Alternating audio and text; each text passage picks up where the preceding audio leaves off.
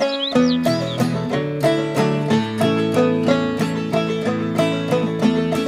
कहानी शहर में रहने वाले रवि की है, जो शादीशुदा था। उसकी एक छोटी सी बेटी थी। वह कम समय में धनवान बनना चाहता था। वह फल का कारोबार करता। शहर की भीड़भाड़ वाली जगह पर उसका ठेला था।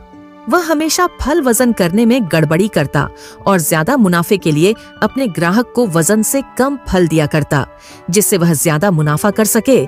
उसके ठीक बगल में श्याम का भी ठेला था। वह हमेशा ईमानदारी से अपना सामान का सौदा करता। ये दोनों बचपन से दोस्त थे। श्याम हर वक्त देखता कि रवि अपने ग्राहकों को ठग रहा है। उसको यह बात बिल्कुल पसंद नहीं थी, पर दोस्ती की वजह से वह हमेशा चुप रहता और यह सोचता कि कभी ना कभी वह जरूर सुधर जाएगा। रवि, तुम ये ठीक नहीं कर रहे हो। ये बिल्कुल ठीक नहीं है। तुम तुम्हारे ग्राहक के मेहनत से कमाए हुए पैसों के बदले में सही सामान तोल कर नहीं दे रहे हो। ये पाप है। लालच का अंजाम अच्छा नहीं होता। अब भी वक्त है, सुधर जाओ मेरे भाई। लालच से किसी का भला नहीं हुआ है। श्याम, ईमानदारी से किसी का भला नहीं होता। देखो, मैंने फलों को कम तोलकर कितना मुनाफा किया है। मेरी मानो, तुम भी अपना सामान बेचने में बेईमानी करो। कुछ नहीं होता। हर दिन मैं फलों को कम तोलकर बेचता हूँ और हर दिन मैं तुमसे ज्यादा मुनाफा करता हूँ। इसे कहते हैं एक दिमाग वाला व्यापारी। नहीं भाई, तुमको तुम्हारी बेईमानी मुबारक। मैं कम मुनाफा कमाकर अपनी ईमानदारी से खुश हूँ। वक्त आगे बढ़ता गया। दोनों हर रोज की तरह अपने अपने ठेले पर आते और रोज की तरह रवि फिर फल तोलने में गड़बड़ी करता। दूसरी ओर श्याम अपना सामान ईमानदारी से बेचता। श्याम यार, फलों को कम तोलकर बेचने में मुनाफा तो है, पर उतना नहीं जितना मैं चाहता हूँ। तो रवि, तुम्हारे दिमाग में अब क्या शैतानी प्लान आया है?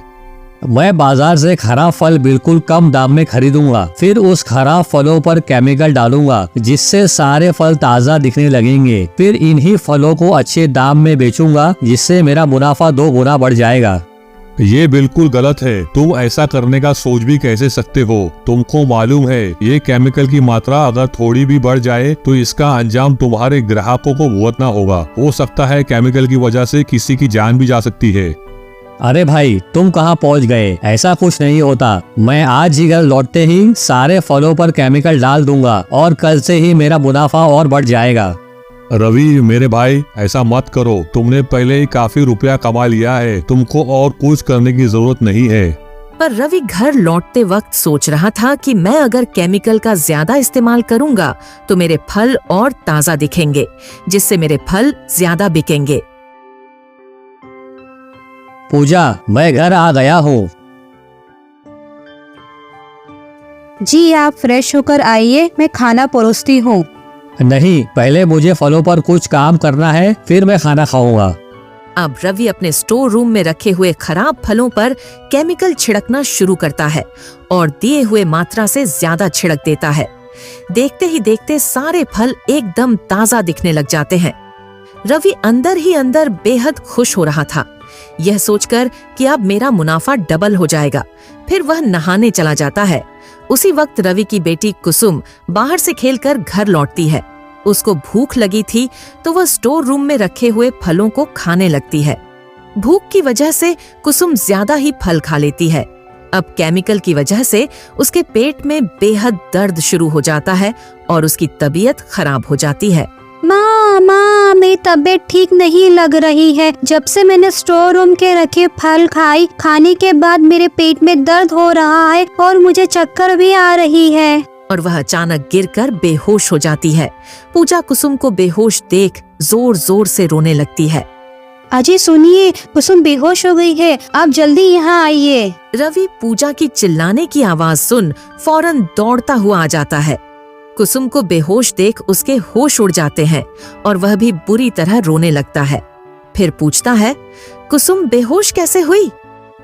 कुसुम ने कहा कि उसको बहुत भूख लगी थी तो वो स्टोर रूम में रखे हुए फल खा गई। खाने के बाद उसको चक्कर आने लगी, फिर वो बेहोश हो गई। रवि के यह सुनते ही मानो उसके पैरों तले से जमीन खिसक गई थी।